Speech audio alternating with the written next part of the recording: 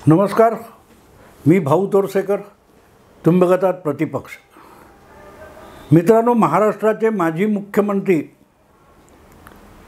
अशोक चव्हाण यांनी काँग्रेस पक्षाला रामराम ठोकला आणि 24 तासाच्या आत ते भाजपमध्ये सहभागी झाले.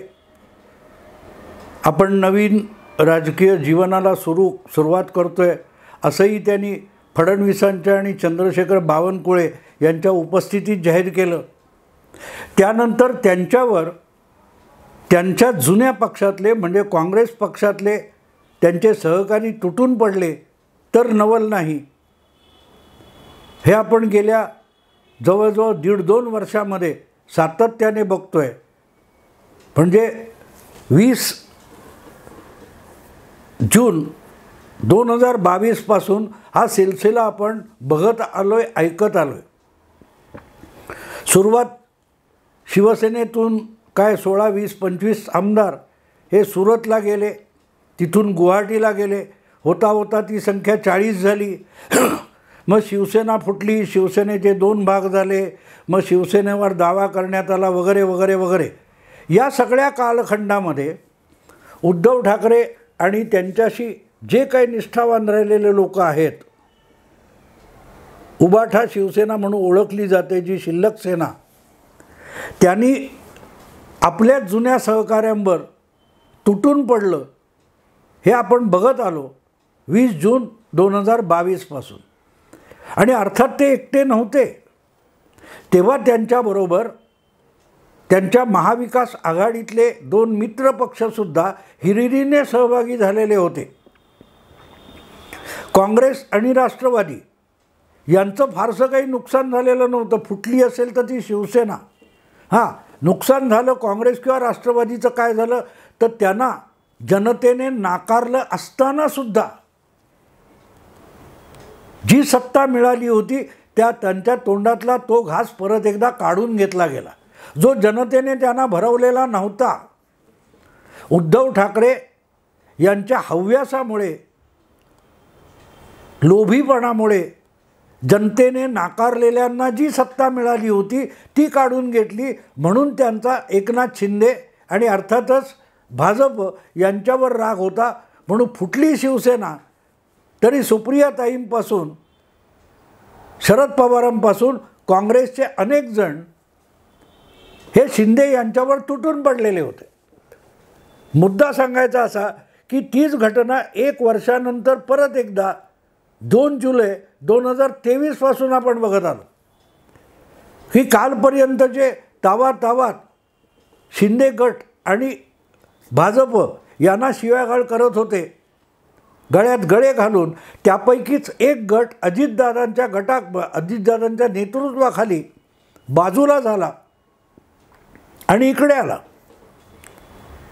तेव्हासुद्धा काँग्रेस, शिवसेना, शिल्लक शिवसेना, उबाठा आणि राष्ट्रवादी उरलेली यांनी मिळून अजितदादा गटांचे लचके तोडणे इथपर्यंत त्यांच्यावर रक्तबंबाळ करणारे हल्ले सुरू केले.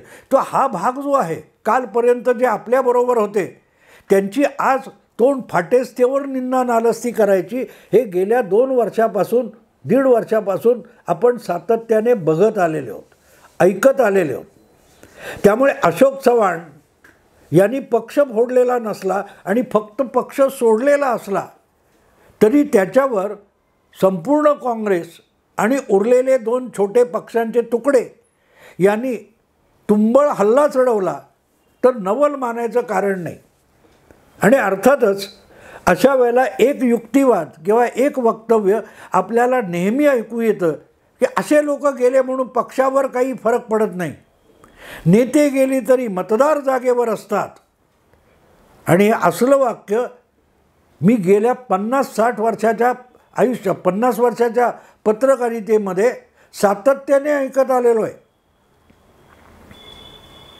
पण ज्या वेळेला असे फुटून जाणाऱ्यांबरोबर मतदार पण जातात तेव्हा हळूहळू करत मतदार जागीच होतं असं म्हणणारे त्याच गटामध्ये दाखल होतात.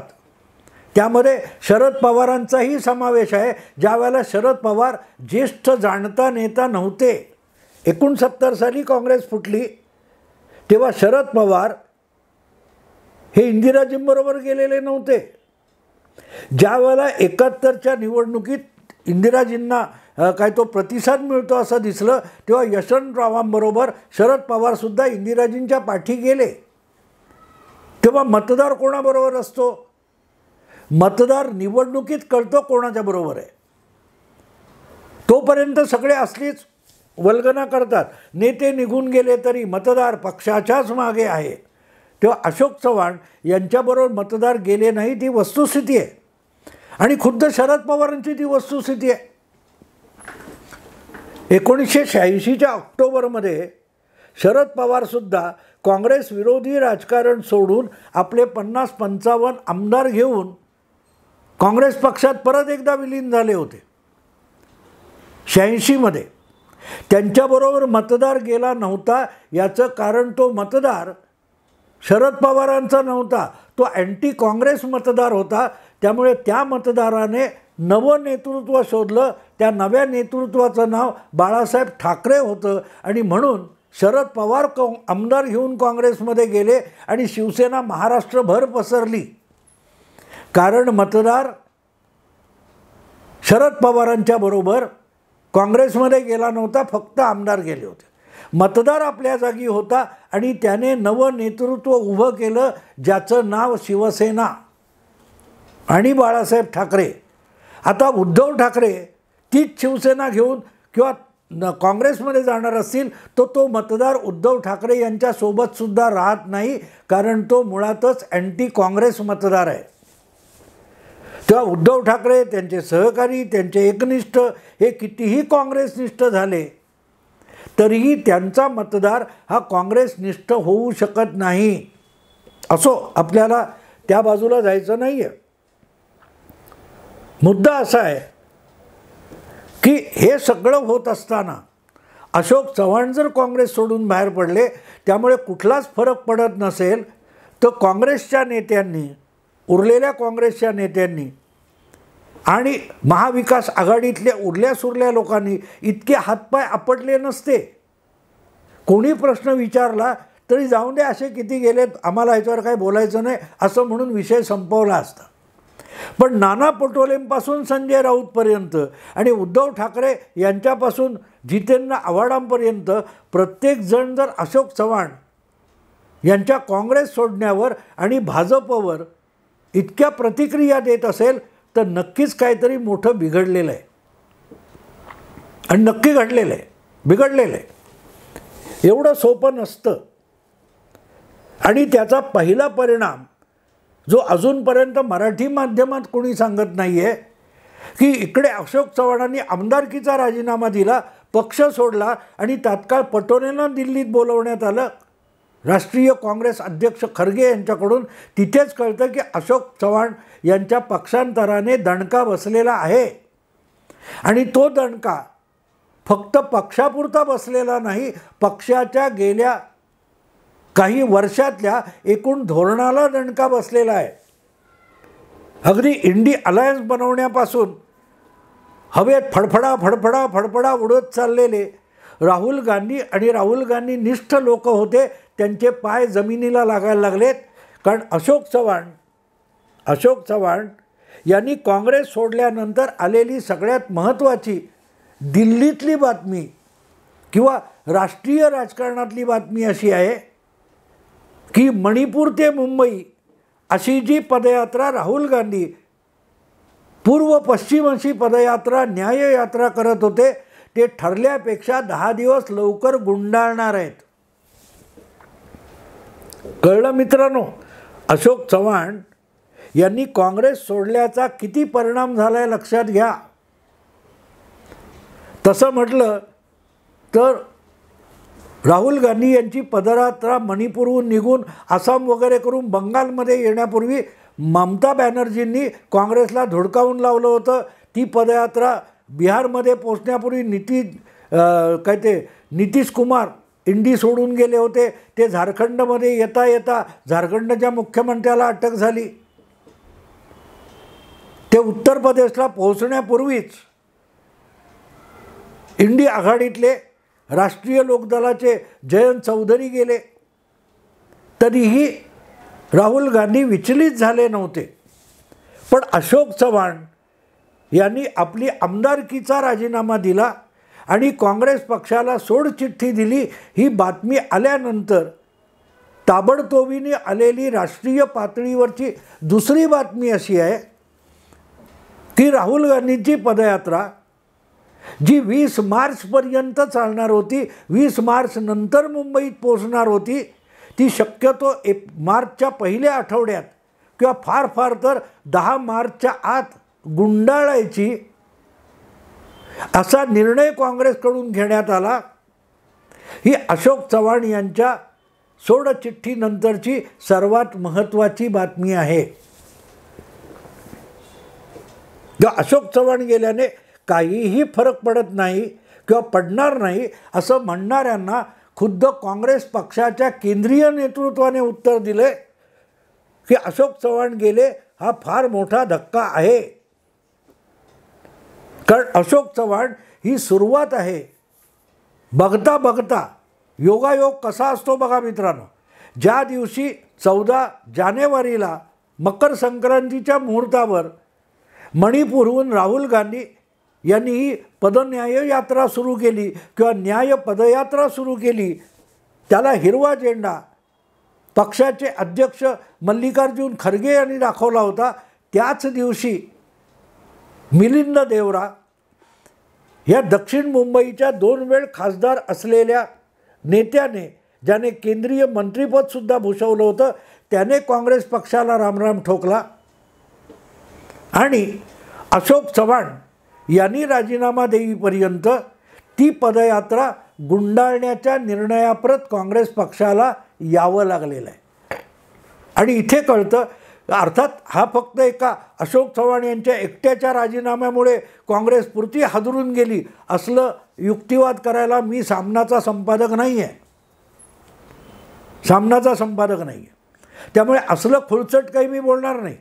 पण अशोक चव्हाण यांच्या राजीनाम्याचा काहीच परिणाम झाला नाही आणि पक्षावर तर कुठलाच परिणाम होणार नाही असे दावे किती पोकळ असतात याचा हा पुरावा आहे. आणि ते हादरे, अशोक चव्हाण यांच्या राजीनाम्याचे हादरे फक्त काँग्रेस पक्षाला बसलेले नाहीत, तर उरल्या सुरल्या शरद पवारांच्या राष्ट्रवादी काँग्रेसला बसलेत आणि उरल्या सुरल्या उद्धव ठाकरे यांच्या उबाटा शिवसेनेला सुद्धा बसलेत. म्हणून सगळ्यात तिखट प्रक्रिया एकूण महाविकास आघाडीतून येत आहेत. पण त्यापेक्षाही मोठी गोष्ट अशी आहे की ज्या प्रकारे जून 2023ला इंडी आघाडी बनवण्याचा प्रयत्न सुरू झाला, 2024च्या निवडणुकीत एकाला एक उमेदवार उभा करून मोदींना तिसऱ्यांदा पंतप्रधान पदापासून रोखायचं असा निर्णय घेऊन जी आघाडी बनवण्याचा प्रयत्न झाला होता, ती आघाडी विचलित होऊन विखरून पडताना सुद्धा जे राहुल गांधी विचलित झाले नव्हते, ते अशोक चव्हाण यांच्या राजीनाम्यानंतर पदयात्रा गुंडाळायला सुद्धा तयार झालेले. याचा अर्थ असा की मी त्या पदयात्रेला पहिल्या दिवसापासून राहुल गांधींची पिकनिक असं नाव दिलेलं आहे. गेल्या वर्षी कन्याकुमारी ते काश्मीर अशी जी पदयात्रा राहुल गांधींनी केली होती, ती पण पिकनिक होती. पिकनिकला जाऊन आपण काय करतो मित्रांनो? पिकनिक म्हणजे काय असतं? पिकनिकच्या वेळेला आपण आपली नेहमीची कामं बंद करतो, मजा करतो, निसर्ग सौंदर्याचा आनंद घेतो, मित्रांची गप्पा मारतो, गाणी गातो, नाचतो, बरोबर आहे ना? टाईमपास करतो, भरपूर चांगलं चुंगलं खातो. घरचं खाण्यापेक्षा आचार्यांनी बनवलेलं वेगवेगळे पदार्थ आपण चवीने खातो, त्याला पिकनिक म्हणतात. राहुल गांधींची कन्याकुमारी ते काश्मीर ही सुद्धा पिकनिक होती. मोठमोठे काय ते मंडप घातलेले, त्यामध्ये 2-3 ठिकाणी लोकांना काय ते भोजन व्यवस्था केलेली, नेत्यांसाठी एक, पदयात्रेत चालणाऱ्यांसाठी एक आणि तात्पुरते पदयात्रेत आलेल्यांसाठी एक, असे 3-3 जेवणाचे मंडप होते. खाण्यापिण्याच्या सुविधा, ट्रकभर पिण्याच्या पाण्याच्या बिसलेरीच्या बाटल्या, हे सगळं चालू होतं, त्याला पिकनिक म्हणतात मित्र. आणि म्हणूनच त्याचा कुठलाही परिणाम कुठल्याही निवडणुकीवर झाला नाही. ज्या वेळेला ही पदयात्रा तेलंगणातून गेली तेव्हा तिथे झालेल्या पोटनिवडणुकीत काँग्रेसच्या उमेदवाराचा पराभव झाला होता. आणि पदयात्रा संपल्यानंतर 1 वर्षांनी झालेल्या विधानसभा निवडणुकीत काँग्रेसचा विजय झाला. त्या पदयात्रेच्या दरम्यान राहुल गांधी एकच दिवस गुजरातला गेले आणि गुजरातला इतिहासामध्ये काँग्रेसचा सगळ्यात लज्जास्पद पराभव झाला. सांगायचा हेतू असा की राहुल गांधींसाठी पिकनिक आहे की लोक बघतात, आपण हात हलवायचे, फोटो काढायचे, पोरं बाळं मिळाली की त्यांच्या खांद्यावर हात टाकायचे, त्यांच्यावर फुगड्या घालायच्या, त्यांच्याबरोबर नाच करायचा, त्यांच्याबरोबर गाणी गायची, ते देतील त्या टोप्या घालायच्या, आपल्या टोप्या त्यांच्या डोक्यावर घालायच्या. ह्या सगळ्याला पोरखेळ आणि पिकनिक म्हणतात. आणि आता ही पिकनिक अधिक काळ चालू राहिली तर लोकसभा निवडणूक आपण आजच हरलोय याची अक्कल हळूहळू काँग्रेसच्या उरल्या सुरल्या वरिष्ठ नेत्यांना आलेली आहे. त्यामुळे ममतापासून जयंत चौधरीपर्यंत एक एक करून घटक पक्ष इंडिया अलायन्सचे सोडून गेल्यानंतर आणि कुठेही 2024साठी जागा वाटपसुद्धा होऊ शकलेलं नाही. या पार्श्वभूमीवर माजी मुख्यमंत्रीसुद्धा आपला पक्ष सोडून जातो. 2 पिढ्या ज्या घराण्याने काँग्रेसची सेवा केली किंवा काँग्रेसने ज्यांना मोठं केलं ते सुद्धा काँग्रेस सोडून जात असतील तर राहुल गांधींना सोडून काँग्रेस वाचवणं आवश्यक आहे. राहुल गांधींचं ब्रँडिंग करताना काँग्रेसच मरायला लागली याचं रिअलायझेशन, याचा साक्षात्कार कुठेतरी काँग्रेसच्या अन्य वरिष्ठ नेत्यांना होऊ लागला एवढाच या गोष्टीचा अर्थ आहे. आणि म्हणून जी पदयात्रा 14 जानेवारीपासून 20 मार्चपर्यंत 66 दिवस चालणार होती आणि किती 12-13 हजार किलोमीटर वगैरे काहीतरी सांगितलेलं होतं, 7,000-12,000 माहीत नाही, त्यातला बराचसा पोर्शन वगळून लवकरात लवकर ती मुंबईला पोचवायची आणि मार्चच्या पहिल्या आठवड्याच्या आत गुंडाळायची. यासाठी आता घाई गर्दी सुरू झालेली आहे. आणि हे सगळं जर अशोक चव्हाण यांच्या राजीनाम्यानंतर किंवा राजीनाम्याच्या आसपास होत असेल तर अशोक चव्हाणांचा राजीनामा ही फार गंभीर बाब असते. कारण नुसता अशोक चव्हाणांचा राजीनामा आणि भाजप प्रवेश इथे विषय संपलेला नाही. त्यांच्या राजीनाम्यामुळे या महिन्याच्या फेब्रुवारी महिन्याच्या अखेरीस पुढच्या 2 आठवड्यामध्ये होऊ घातलेल्या महाराष्ट्रातल्या राज्यसभा निवडणुकीचं सगळंच्या सगळं गणित विस्कटून गेलेलं आहे. याचा देखील साक्षात्कार यातून दिसतो. किंवा झाला तितका पोरखेळ पुरे झाला, राहुल गांधींचं ब्रँडिंग नाही झालं चालेल, पण उरली सुरली काँग्रेस वाचवली पाहिजे. आणि ती वाचवायची तर निवडणुकीत यश मिळवावं लागेल. मीडियासमोर, टी व्हीच्या कॅमेऱ्यासमोर खोटे नाटे वेडे वाकडे युक्तिवाद करून निवडणूक जिंकली जात नाही. त्यासाठी लोकांकडे जावं लागेल. आणि लोकांकडे जायचं असेल तर राहुल गांधींची टिमकी वाजवायचं सोडून मतदारसंघामध्ये जावं लागेल. याचं भान काँग्रेसच्या वेगवेगळ्या दिल्लीतल्या नेत्यांना येऊ लागल्याची ही खूण आहे की शक्य तितक्या लवकर मार्चच्या पहिल्या आठवड्यात किंवा मार्च सुरू होण्यापूर्वी ही पदयात्रा गुंडाळा.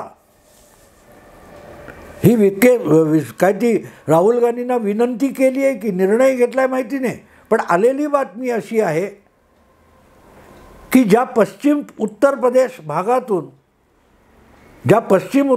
भागातून जयंत चौधरी यांचा राष्ट्रीय लोकदल पक्ष ताकद राखतो तिकडे फिरकायचं सुद्धा नाही. पूर्व उत्तर प्रदेशात काय ते इकडे तिकडे करायचं, लखनौवरून थेट मध्य प्रदेशात घुसायचं आणि लवकरात लवकर मध्य प्रदेश, राजस्थान, गुजरात करून मुंबईला पोचायचं, अशी आता पळापळ राहुल गांधींच्या पदयात्रेमध्ये सुरू झालेली आहे. थोडक्यात पदयात्रेचा खेळ खूप झाला, ती लवकरात लवकर गुंडाळा, नाहीतर उरलेली काँग्रेससुद्धा पदयात्रा संपेपर्यंत शिल्लक उरणार नाही, याचा साक्षात्कार झाल्याची ही खूण आहे. तेव्हा अशोक चव्हाण पक्ष सोडून गेले, भाजपत गेले. भाजपला अशोक चव्हाणांचा किती आणि कुठला फायदा होईल याचं मोजमाप आत्ता सांगता येत नाही. पण अशोक चव्हाण यांच्या पक्ष सोडण्यामुळे काँग्रेसचं फार मोठं नुकसान झालेलं आहे, फार मोठं नुकसान होणार आहे. आणि पर्यायाने त्याचा सगळ्यात मोठा दणका महाराष्ट्राच्या निवडणुकीत महाविकास आघाडीला सोसावा लागणार आहे. ही काळ्या दगडावरची रेघ आहे. आणि म्हणूनच इथे काय होईल त्याचा विचार करू नका. राहुल गांधींनी तातडीने आपली न्याययात्रा किंवा पदयात्रा गुंडाळण्याचा निर्णय का घेतला याचा मला वाटतं इथल्या पत्रकारांनी जरा चष्मा घेऊन त्या बातमीचा अभ्यास करावा. एवढंच बोलून थांबतो. आवडलं लाईक करा, शेअर करा, सबस्क्राईब करा. नमस्कार.